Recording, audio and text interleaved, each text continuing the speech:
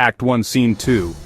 We find ourselves in the Scottish camp near Forres. The air, thick and cold, hangs heavy with the metallic scent of blood and the lingering echoes of battle. It is a grim tableau of victory's cost. An alarum, a sudden call to arms, cuts through the anxious assembly, a sharp reminder that peace is not yet secured. Through the exhausted ranks of his loyal soldiers, the aging King Duncan enters. He is a man whose gentle nature is ill-suited for the constant warfare that plagues his reign, and the weight of his crown seems heavier today than ever before.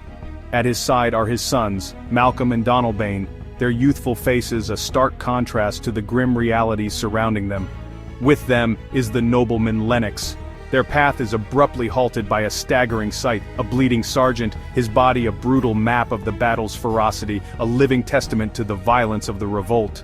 What bloody man is that? His wounds, a score of gaping mouths speak of the front lines. He can report, as seemeth by his plight, of the revolt the newest state. He has come from the very heart of the chaos. This is the sergeant, a man whose courage I witnessed firsthand. When I was unhorsed and swarmed by the enemy, he stood as my shield. He, like a good and hardy soldier, fought against my captivity. Hail, brave friend! Your deeds for Scotland and for me will not be forgotten. Now, if you have the strength, say to the king the knowledge of the broil as thou didst leave it. Doubtful it stood. For a long moment the fate of our kingdom hung by a thread. It was as if two spent swimmers, their strength gone, did cling together and choke their art, each dragging the other down in a desperate, drowning embrace. The battle hung in a perilous balance. The merciless MacDonald, a man who seems born to be a rebel, for to that the multiplying villainies of nature do swarm upon him, had gathered a formidable army. From the Western Isles he summoned a tide of savage warriors, the lightly armed kerns and the fearsome axe-wielding gallowglasses, mercenaries who fight with a terrifying ferocity, and Fortune, that fickle goddess on his damned quarrel smiling, showed like a rebel's whore. For a moment it seemed the heavens themselves, the wind and the rain, favoured the traitor, but all's too weak. All his advantages, all his villainy, were no match for what was to come. For brave Macbeth, and well he deserves that name, appeared on the field like a righteous storm. Disdaining fortune, with his brandished steel, which smoked with bloody execution, he became valour's chosen one, valour's minion. He carved out his passage through the swarms of kerns and gallowglasses, his eyes fixed only on his target.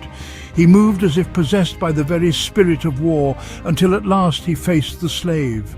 There were no pleasantries, no challenge given, which ne'er shook hands nor bade farewell to him, till he unseamed him from the nave to the chaps, a single gruesome stroke from navel to jaw. And with the traitor's life spilling onto the mud, he fixed his head upon our battlements, a grisly banner of our victory.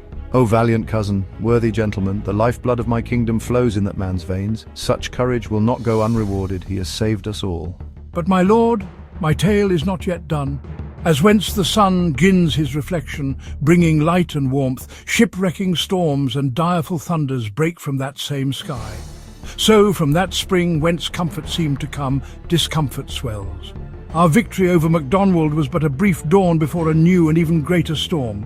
Mark, King of Scotland, Mark, no sooner had justice with valour armed compelled these skipping kerns to trust their heels and flee for their lives, but the Norwegian lord, Swino, surveying his vantage from afar, saw our depleted ranks. He saw an opportunity in our moment of weakness. With furbished arms and new supplies of men, a fresh and rested army, he began a fresh assault. Dismayed not this our captains, Macbeth and Banquo, to face a new, fresh enemy after such a grueling fight? Surely such a sudden turn would test the mettle of any man, even the bravest among us. Tell me they were not broken. Dismayed? Yes, as sparrows might dismay eagles, or the hare the lion. They were not dismayed, my king, they were enraged. Their exhaustion was burned away in a fire of pure defiance. If I say sooth, if I am to speak the honest truth, I must report they were as cannons overcharged with double cracks, loaded with twice the powder, twice the fury. So they doubly redoubled strokes upon the foe, each blow landing with the force of two. It was a terrifying sight. It was as if they meant to bathe in reeking wounds, to drench themselves in the blood of this new enemy, or memorize another Golgotha, to make that battlefield a new place of the skull, a monument to slaughter so profound it would be remembered for all time. I cannot tell what drove them to such heights of fury, but I am faint.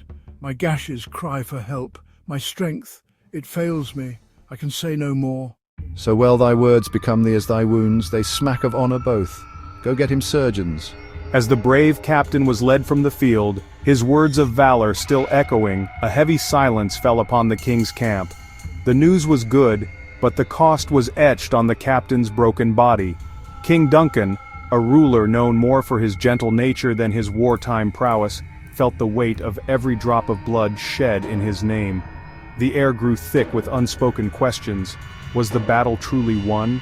What of the rebellion in the west?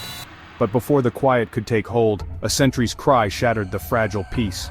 New riders appeared on the horizon, galloping with an urgency that could only mean one thing: more news from the front.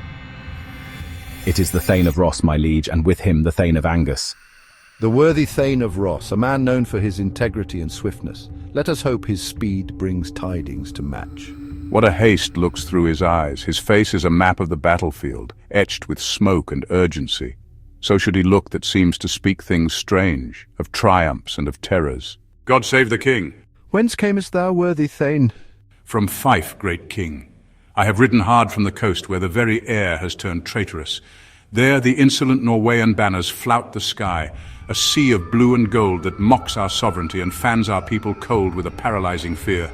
The King of Norway himself, Sweno, a man of brutal ambition, landed with terrible numbers, his Viking longships disgorging warriors like a plague upon our shores. But this was no simple invasion, my liege. He was assisted, emboldened by that most disloyal traitor, the Thane of Cawdor, your own Thane, my king. With Cawdor's forces bolstering their ranks, they began a dismal conflict. It was a tempest of steel and fury, a cacophony of war horns and dying screams that threatened to utterly overwhelm us. For a time it seemed Scotland itself would break. But then, when all seemed lost, a fire was lit against the storm. Bellona's bridegroom lapped in proof, our valiant Macbeth. He arrived on the field not as a man, but as the very embodiment of war. He confronted the rebel Cawdor, matching him blow for blow, scorning the traitor's challenge with a courage that seemed almost divine. Point against point rebellious, arm against arm, he was a whirlwind of righteous fury, curbing Cawdor's lavish spirit and shattering the rebels' lines.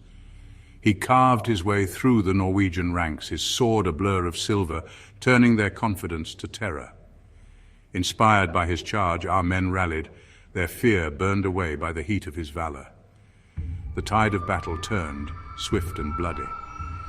The day was saved, and to conclude, the victory, total and absolute, fell on us. Great happiness. A victory hard won against such odds brings immense relief. But this news of Cawdor, this treachery cuts deeper than any Norwegian sword. That the Thane of Cawdor, a man I held in the highest esteem, a man I built an absolute trust in, that he should prove so false, it is a poison in the cup of victory. He was my kinsman, a pillar of my kingdom. How could such a cancer grow so close to the heart? The Norwegian spirit is broken, my king, so much so that now Sweno, the Norway's king, craves composition. He begs for a treaty, his army is shattered, his pride laid low. We told him Scotland does not treat with invaders. We would not even deign him burial of his men, left to the crows on our shores, till he disbursed at St. Comb's Inch a sum to pay for the damage he has wrought, $10,000 to our general use. $10,000, a king's ransom. This was not just a payment, but a profound act of submission, a national humiliation for Norway, and a testament to the totality of Macbeth's victory. No more that Thane of Cawdor shall deceive our bosom interest. His betrayal has cost Scottish lives and threatened the very fabric of our kingdom. There can be only one sentence for such a crime. Ross, Angus, go pronounce his present death. Let it be swift and public, a message to all who would contemplate treason. And with his former title, with all the lands and honours he has so foully forfeited, greet Macbeth. I'll see it done, my liege. Justice will be served. What he hath lost, noble Macbeth hath won. A simple exchange, a traitor's coat for a hero's mantle. But in this moment, as one man is condemned and another is elevated, the wheels of fate begin to turn in a new and darker direction. The prophecy is beginning to unfold.